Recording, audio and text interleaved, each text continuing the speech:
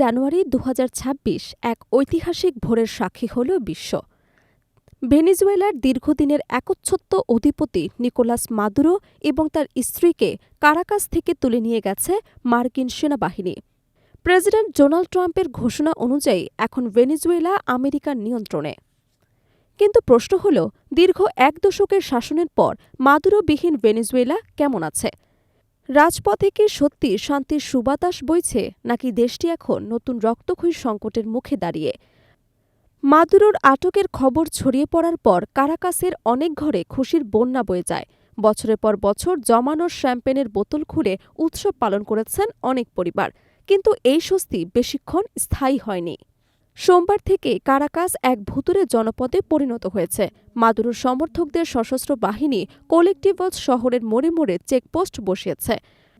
সাধারণ মানুষের mobile phone check করা হচ্ছে। কেউ যদি মাদুরোর আটকের পর খুশি প্রকাশ করে, তবে তাকেই তুলে নিয়ে যাওয়া হচ্ছে।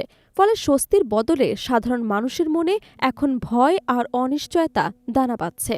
মাদুরো নেই, কিন্তু তার রেখে যাওয়া সিস্টেম এখনও সক্রিয়। ভাইস প্রেসিডেন্ট দেলসি রদ্রিগেজ অন্তর্বর্তীকালীন প্রেসিডেন্ট হিসেবে শপথ নিয়েছেন এবং তিনি এই ঘটনাকে নৃশংস আগ্রাসন হিসেবে অবহিত করেছেন। অন্যদিকে গত বছর শান্তিতে নোবেল পাওয়া বিরোধী নেত্রী মারিয়া করিনা মাচাতো ট্রাম্পের এই পদক্ষেপকে মানবতার জন্য বিরাট পদক্ষেপ বলে ধন্যবাদ জানিয়েছেন।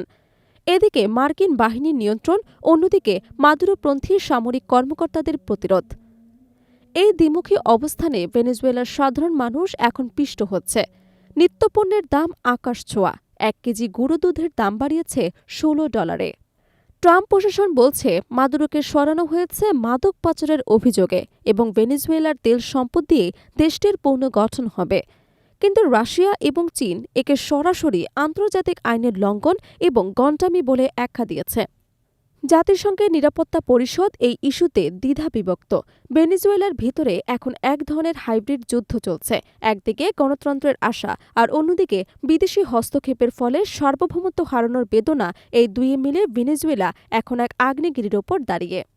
মাদুরোকে সরানো কি ভেনেজুয়েলার সব সমস্যার সমাধান, নাকি এটি এক দীর্ঘস্থায়ী গৃহযুদ্ধের সূচনা মাত্র? কারাকাসের শান্ত রাজপথ কি কোনো বড় ধরনের ঝড়ের পূর্বাভাস পাচ্ছে? আপনাদের কি মনে হয়, আমেরিকার এই পদক্ষেপ ভেনেজুয়েলার মানুষের জন্য আশীর্বাদ নাকি অভিশাপ?